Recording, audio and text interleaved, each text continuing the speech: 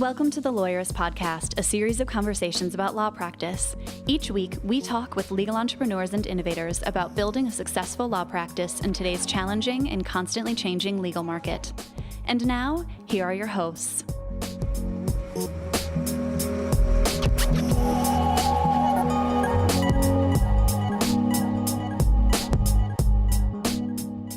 Hi, I'm Sam Glover. And I'm Aaron Street, and this is episode 198 of the Lawyerist Podcast, part of the Legal Talk Network. For the second week in a row, we get to talk about team culture. Today, we're talking with Michel Falcon about building a people-first business and owning the dinner table. Today's podcast is brought to you by LawPay, Smokeball, New Law Business Model, and Clio. We wouldn't be able to do the show without their support, so please stay tuned, and we'll tell you more about them later on. Since last week, we have launched a couple of things that we're excited to announce. Lawyerist Lab class number 3 started this week, and we are super excited to have a new cohort of people participating in the Lawyerist Lab training program, and we're excited to start getting to know them. You know what? I keep seeing posts in the Lawyerist Insider Facebook group where people are asking questions that have really big answers, where we have a program to answer those questions. And I don't want to be pushy about marketing, but we have built the answer to the problems small firm lawyers are having.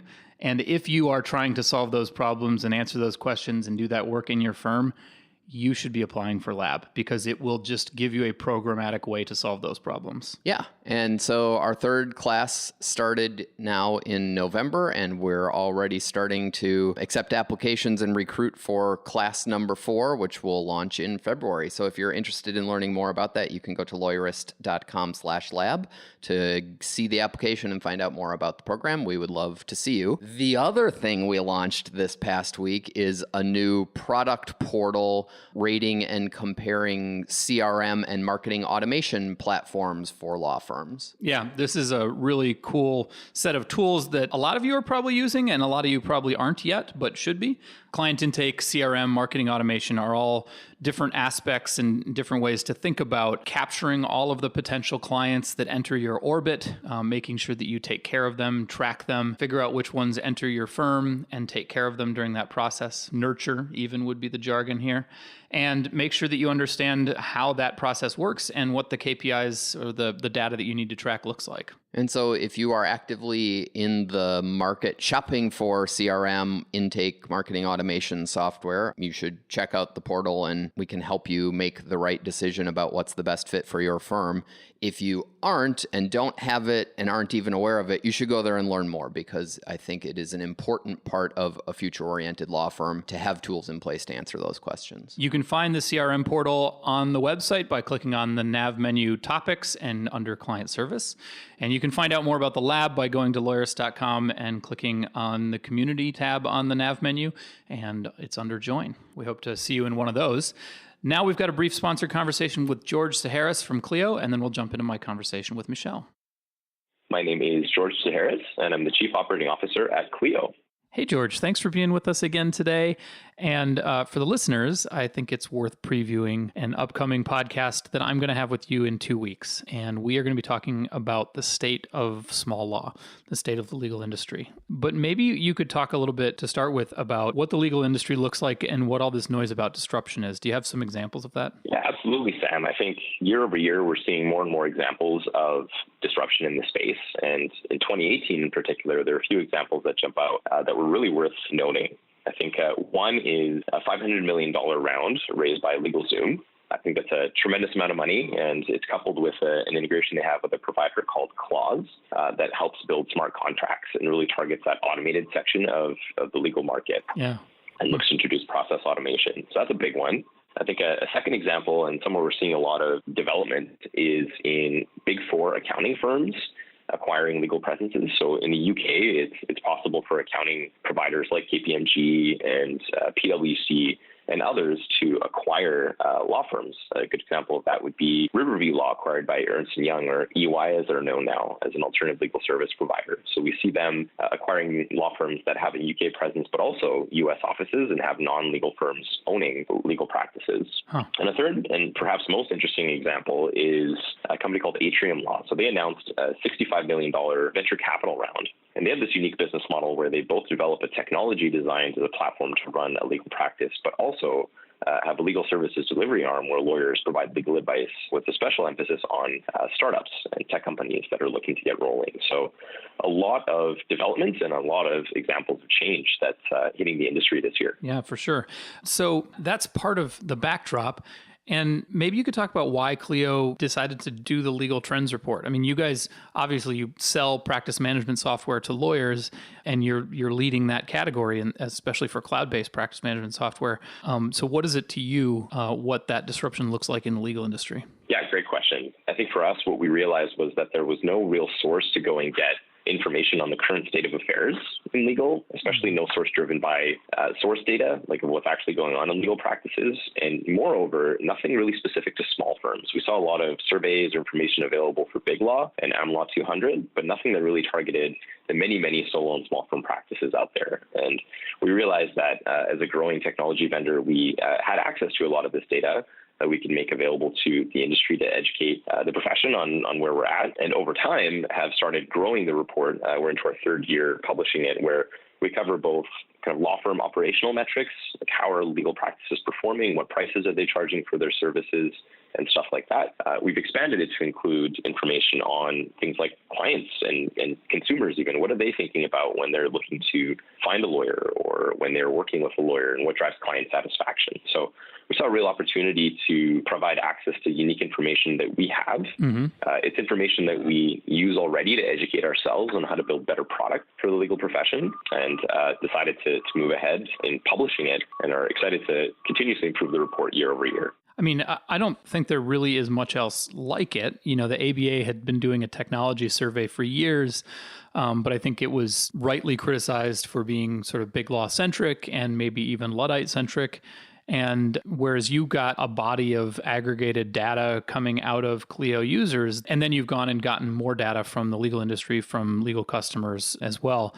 I don't think there's really anything else like it, which is why I'm so excited to bring you on the podcast for a full episode on what we can learn from the Legal Trends Report, because I don't think most lawyers really understand the industry in a big picture way, and I'm excited to give them a peek at it. So that's what we'll be doing in 2 weeks. Likewise, very excited to be participating in the podcast, and excited to kind of tie the observations and key takeaways from the Legal Trends Report into a sort of State of the Union conversation, you know, in terms of what we can realize or understand about where the profession is at, and where if we work together and are data-driven in our approach, where we can take things. Because I think there are a lot of really exciting and interesting opportunities to improve. And as I like to joke around, not all of them involve a robot lawyer apocalypse where machines replace humans. I mean, there are some surprising findings from the data on what people are looking for in a lawyer. I don't want to spoil it for people, but George, where can people go get a copy of the Legal Trends Report if they want to prep or if they just want to know it? Yeah, I mean, the simplest thing you can do is available for free online for download. So you can head to the Clio website, or of course, trusty old Google Legal Trends Report, and click on one of the search results. And we'll obviously throw a link in the show notes. Yeah, best place to find it directly is clio.com, CLIO.com/LTR,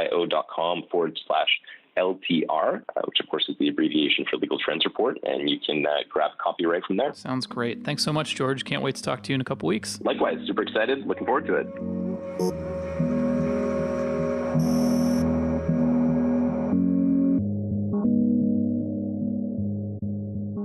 My name is Michel Falcon. I am based in Toronto, Canada, and I own a hospitality company that owns and operates restaurants and venues in the third largest city in North America.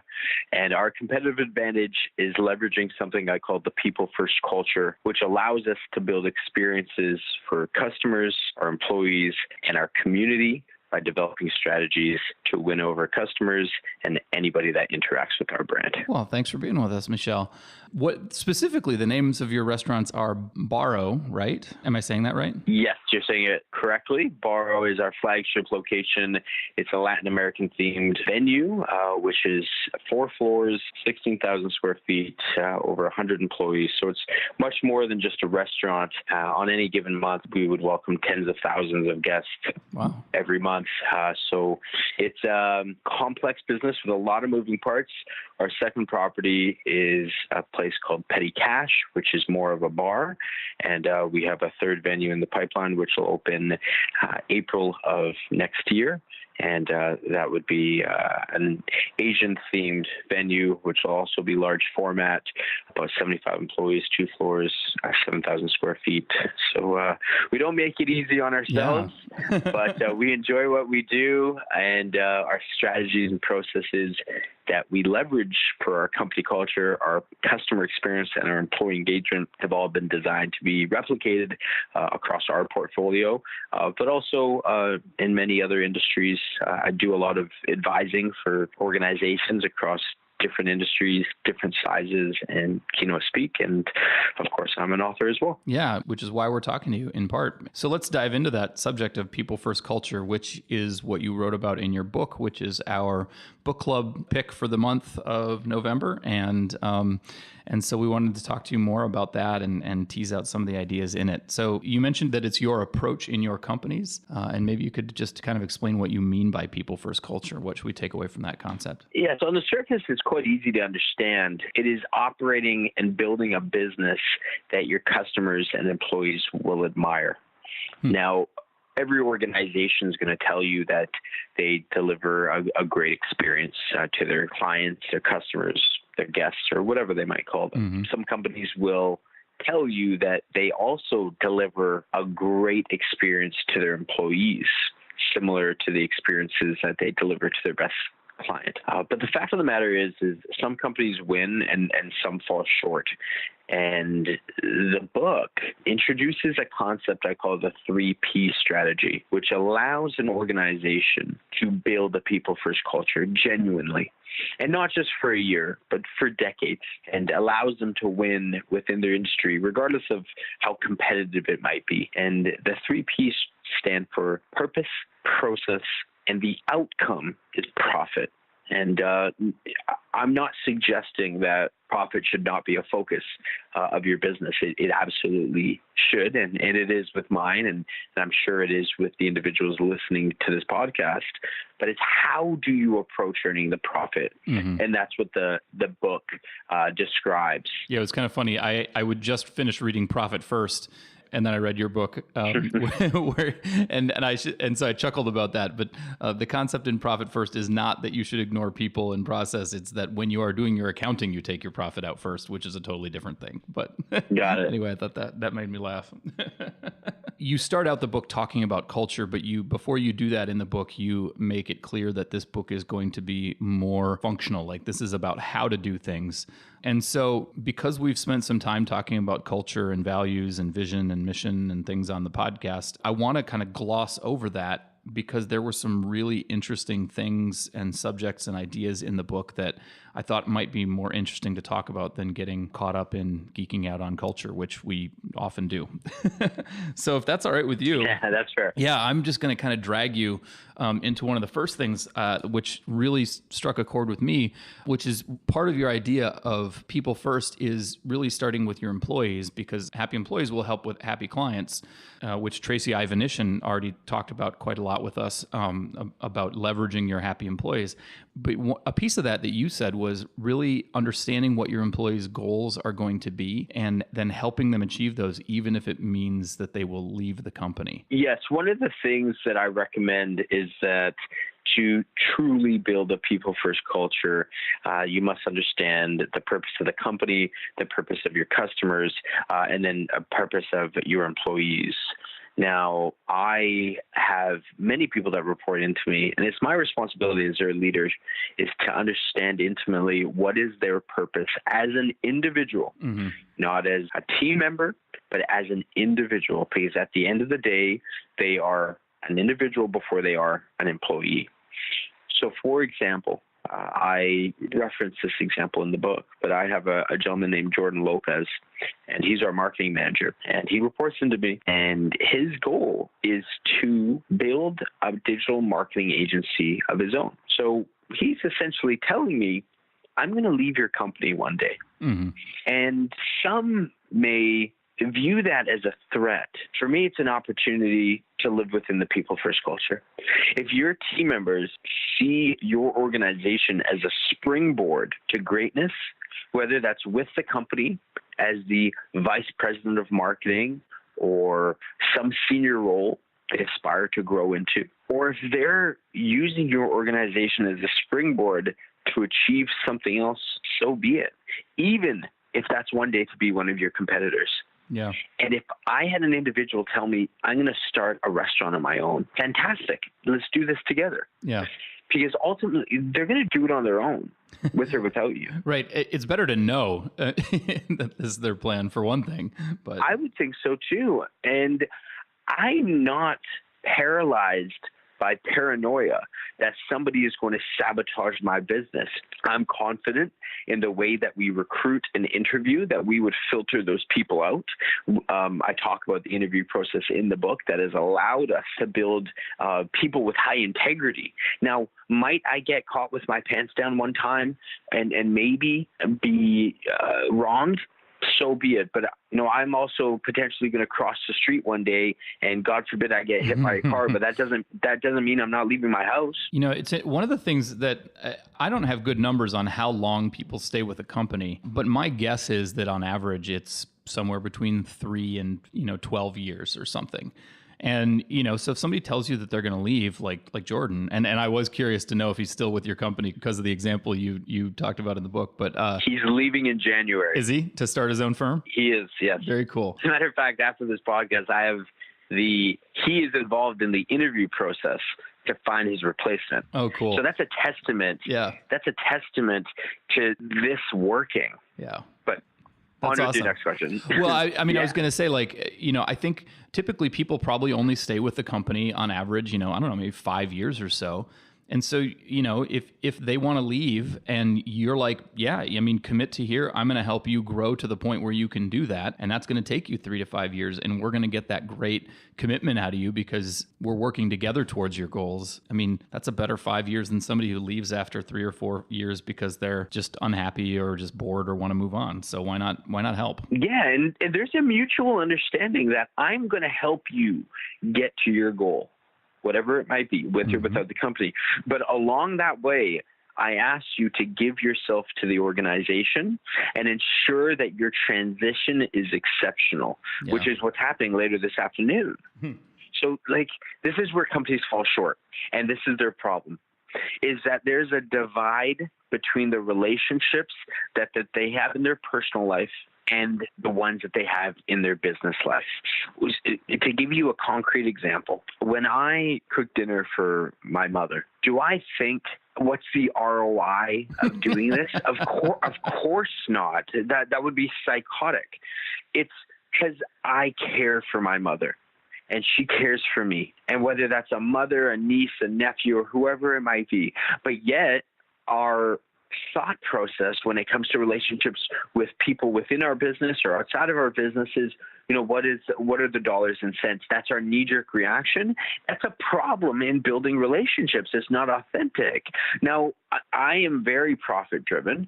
It's just how I go about that. If I'm going to do something in my business to strengthen the relationship with my customer, business partners, vendors, the media, whoever it might be, if I see the value, I'm going to do it, even if the ROI is 12 to 24 months away, because I build and believing relationships, and I'm betting on humanity that if I serve people well, the universe will sort me out.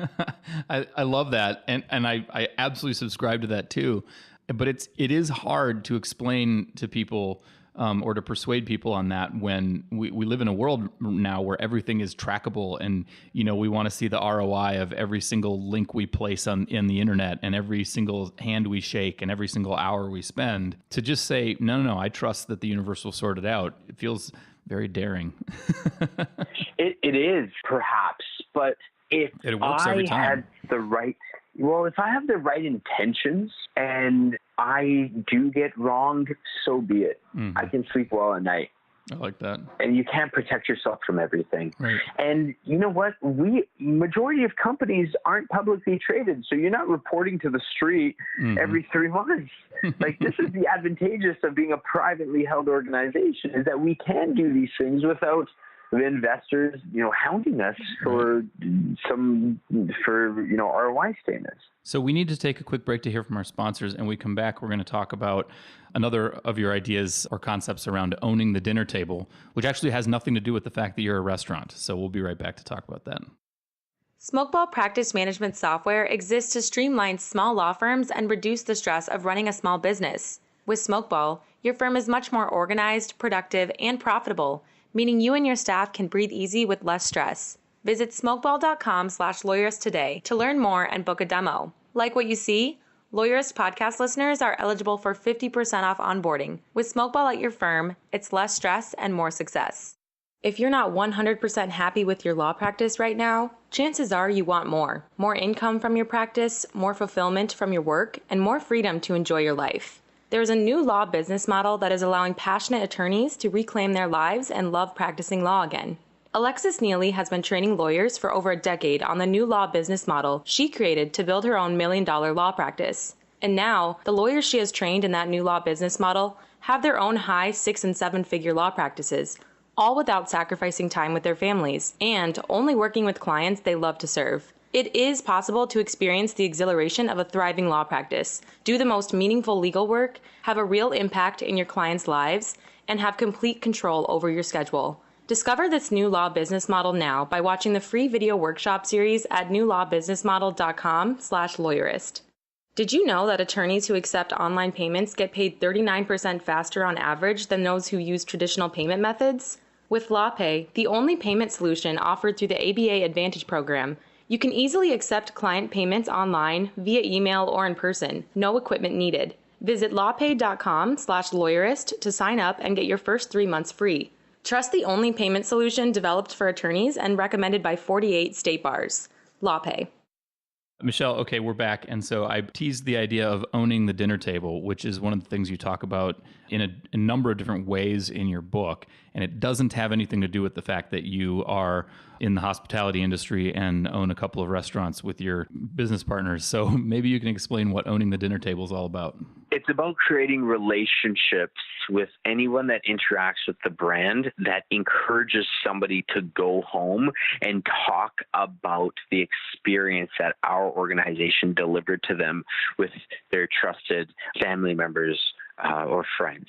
Now, I want to create experiences that our customers, our employees, our vendors, the media have never seen before in this industry, because that acts as one of our competitive advantages. Mm-hmm.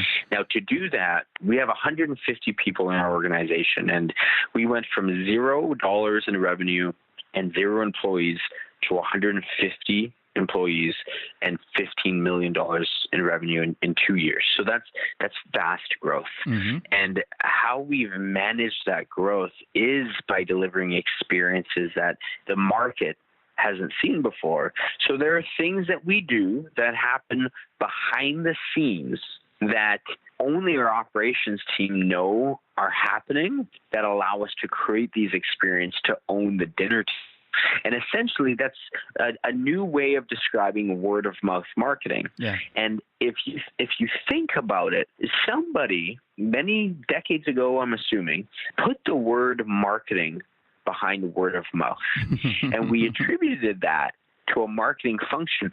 But if we think, what I'll encourage people to spread positive word of mouth, it's experiences. It's not because your logo is cool. It's because of the experience that they had with your brand. Perhaps it was a great product experience, or maybe it was a great service experience. So to decipher the two, a great product experience would be, if you're an Apple fan, you're going to spread positive word of mouth of the latest iPhone. Mm-hmm.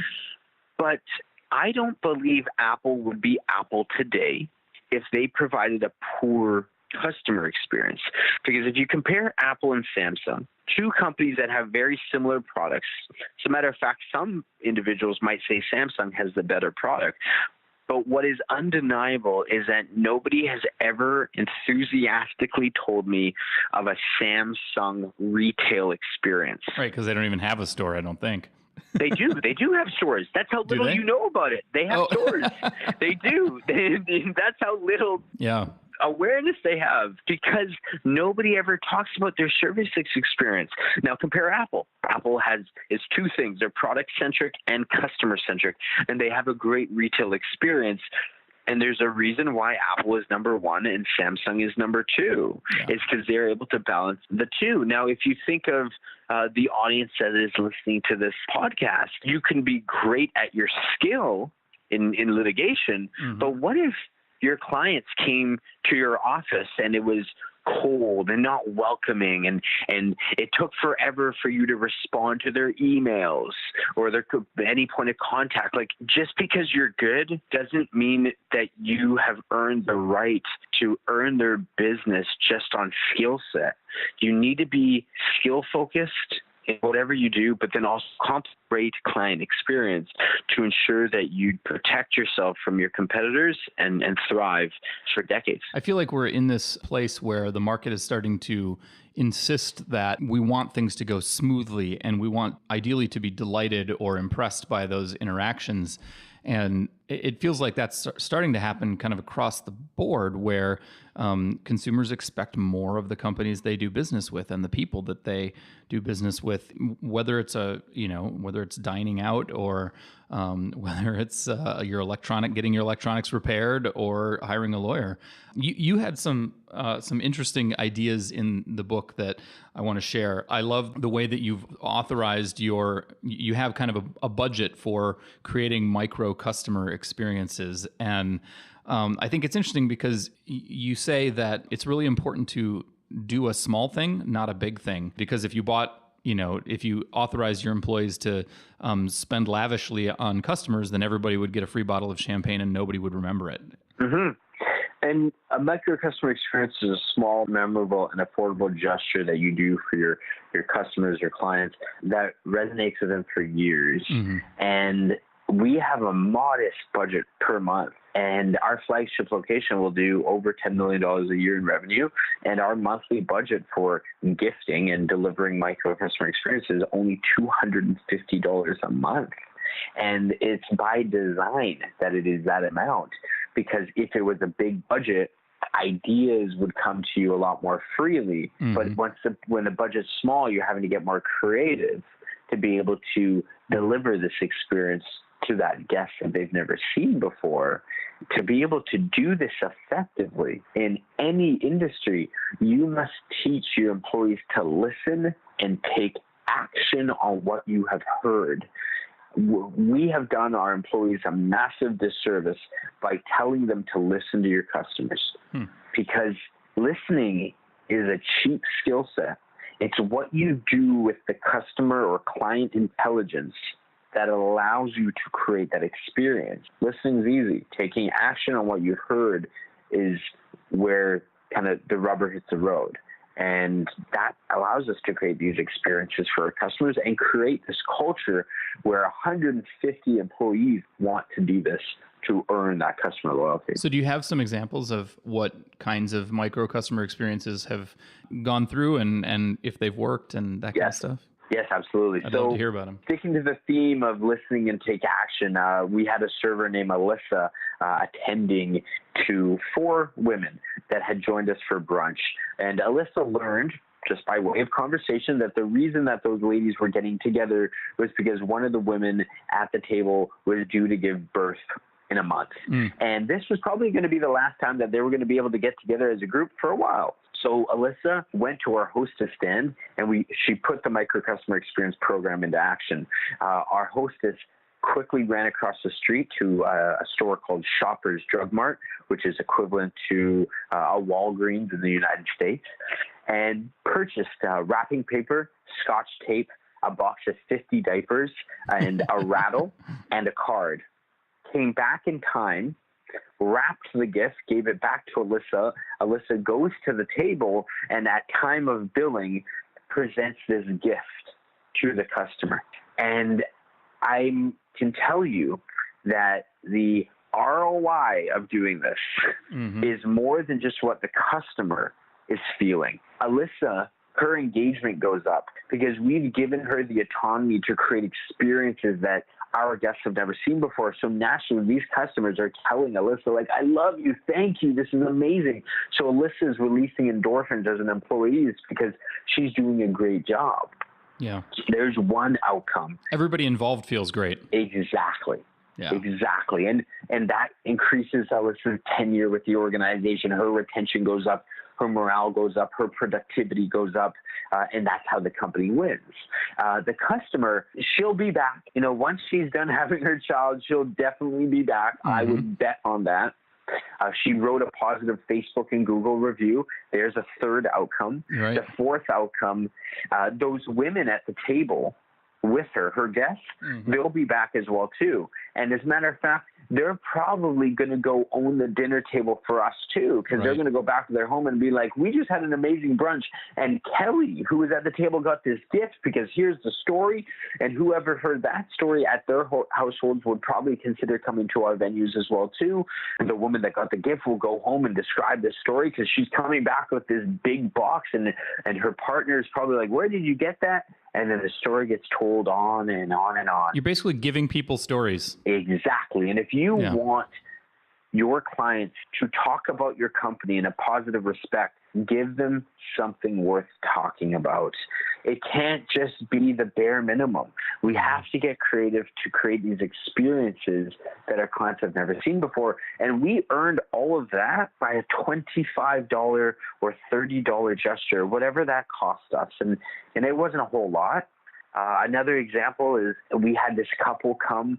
They were visiting Toronto from Europe, and our bartender asked, how was your stay? And they said it was magnificent. We went to the CN Tower. We went to the art museum and such.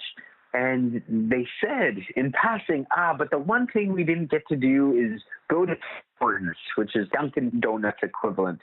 Tim Hortons, yeah. Yes. And we never got a chance to try Timbits. Timbits, these little balls of donut. Yeah. So our bartender said, that's too bad, because they're really good. Yeah.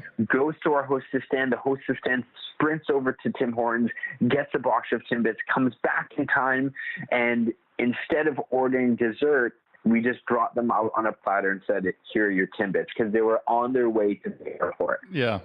And this was their last meal that they were having. That's an experience that they've never seen before. Mm-hmm. And guess what? These people, these guests were from Europe. When's the next time they're going to come to Toronto? Mm-hmm. Probably never. Yep. Never. But we're not asking ourselves that, right? Yep. It's just a good thing to do. Well, and they're going to talk, you're going to own their dinner tables because they're going to tell that story, and somebody will come visit from Europe. So maybe. Perhaps, but even if not, it's cool. It makes us feel good. And that's good business. We recently had a podcast with John Strohmeyer about his experience at the Four Seasons, and him talking about like what makes the Four Seasons experience the Four Seasons experience. And my takeaway was very similar to what you're saying about owning the dinner table, that it's listening and taking action really is the core of everything, where it's not about sending holiday cards, which are forgettable, or sending a bottle of bourbon, which is forgettable. It's sending the right bottle of bourbon at the right time to the right person, or something completely different, because it's not the value of the gift. It's the thought that goes into it that is what creates the story and what creates the value and what makes the customer or the client or whatever take that story home and spread the word of mouth. Absolutely. And I have a recommendation. If anyone listening to this podcast plans on launching a micro customer experience program within their business, follow the steps in the book. Yep. And it's quite easy to execute. Contact me if I can be of any assistance and guidance. But when you're doing the gifting, be willing to say no to experiences that aren't memorable. Yeah. We had a team member go to our manager on duty one day and say, hey, I want to launch a micro customer experience program or a gesture. These customers are going to a concert. Can we send them in an Uber? And the manager respectfully declined. Mm-hmm. It's not good enough. No. It's not memorable enough. Ask yourself, could our competitors do this? Is this type of stuff our competitors would be doing? And if you say yes, then don't do it. Mm-hmm. Do something even better than what your competitors are doing, like buying flowers and all that. Like, that's nice, but it's been done before. They've seen that before. I want to pivot to the last thing I want to talk about, which is your approach to resolving customer complaints. and you have a process around that is designed to not assume that the customer is right, but to try and get a resolution from that interaction, which I think is especially valuable in the age of online reviews, which has a lot of people worried, but a lot of lawyers in particular are tearing their hair out over that. So maybe you could talk about your approach to resolving customer complaints in a way that hopefully leaves everyone feeling okay about the transaction. Absolutely. The first thing is your mentality. You got to get your mind right. This isn't an attack on your company. It's an opportunity to create an experience for the client that they've never seen before. Because I'm going to believe that every single time a customer has complained to us that they've been failed by the company that they have brought forth their feedback to. You know, if we think of ourselves as consumers, more often than not, we have a poor experience when we bring forth feedback. So this is your opportunity as an operator to change that for that person. So get your mind right. It's not an attack. Leave your ego at the door. Right? As proud professionals, immediately our guard goes up. But just humble yourself and allow yourself to think maybe we are in the wrong. That is the first thing that you have to get, is get your mind right. And follow something that I reference in the book. It's an acronym. It's LAST, or LAST. Listen diligently. Listen to understand. Don't listen to respond. And if you're able to intimately listen, that not only appeases the guest, but it also sets yourself up for success to be able to resolve the complaint. Next is accept what you have heard. Tell the guest or the client, you know, I hear you, just so that we're on the same page. This is the story that you just told me, or this is the experience you've just told me. So get the client to verify, yes, you heard me correctly, just so that there's no loose ends or nothing slips in between the cracks. Next is sympathize. Show empathy. Sympathize and show empathy. But it's not an admission of guilt. Right.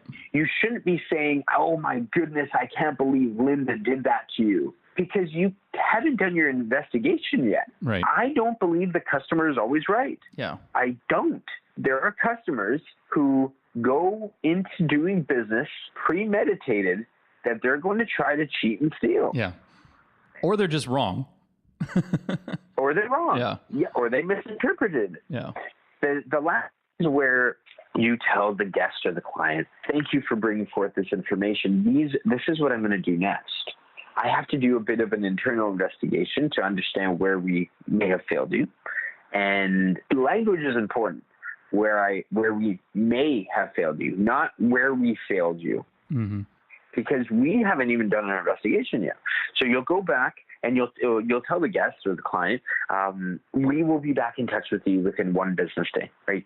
Set a service level agreement, tell them when you're going to get back to them, and adhere to that timeline. That's the most important part. Remember, this person has brought forth feedback. You cannot make it worse by not adhering to the timeline that you have set. Right. Allow them to approve that timeline. So is it okay if I'm back in touch with you within one business day? Yes, absolutely. Okay, great. Now go do your investigation. If you're in the wrong, resolve the complaint to appease the customer. If you're not in the wrong, follow up with the client and provide evidence. Maybe have call recording that you could share with them. Maybe you have an email thread. But you're not. How do you think about if there's a fact in dispute and you can't tell whether or not you're wrong? Then side with the guest. You just assume that's when you assume they're right. Yes. Okay. Now, track that behavior though. Track that, because if the customer comes back and complains for a third and fourth time within their tenure of doing business with you, they're probably screwing you over. and now you can fire the customer, fire the client. Yeah. We've done that before, because the customer is not always right. And I argue that all the time. And because if a client belittles your team members, that starts to hurt your culture. And if your team sees that you're not willing to defend them, well, what kind of leader are you? It's much easier to replace a client than it is to replace a loyal employee. And that's why I don't believe the customer is always right. Yeah, this resonated with me because I really like your perspective on you need to listen and you need to accept what they've said, essentially affirming their version of their complaint by repeating it back to them, which is a really useful tool in conversation and communication. Here's what I understand you to be saying. But then the sympathize, which is not, I understand what you did and I feel terrible that happened. It's more of, I understand that you feel that way, and I realize why you would feel that way given the story you just told me. And then you go and investigate and try and figure it out and try to resolve it, which is a much better story to tell. And really maybe even goes back to owning the dinner table sometimes by keeping topics off discussion or creating a new one. Yes. And I believe that a client that has had their complaint successfully resolved will become more loyal to the brand than if nothing happened at all, because they are so used to having complaints and negative feedback fall on deaf ears. I mentioned at the outset that we are using your book as the selection for this month's Lawyerist Book Club, Business Book Club pick. And so hopefully all of our listeners will have already been reading it, and this podcast will be something that's interesting. But if you haven't read the book yet, folks, you should run out and get it. Michel, thanks so much for talking with us about people first culture, owning the dinner table, and everything else we touched on. Thank you very much for having me. And if there's any questions or if any of the listeners want to connect, I can be found online at Michel Falcon. Absolutely. And those links and your social profiles will be in our show notes. So thanks so much. Fantastic. Thank you so much. I appreciate it.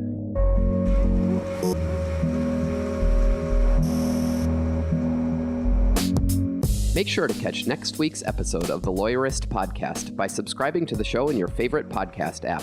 And please leave a rating to help other people find our show. You can find the notes for today's episode on lawyerist.com/podcast. The Lawyerist Podcast is produced with help from Lindsay Calhoun and edited by Paul Fisher. The views expressed by the participants are their own and are not endorsed by Legal Talk Network. Nothing said in this podcast is legal advice for you.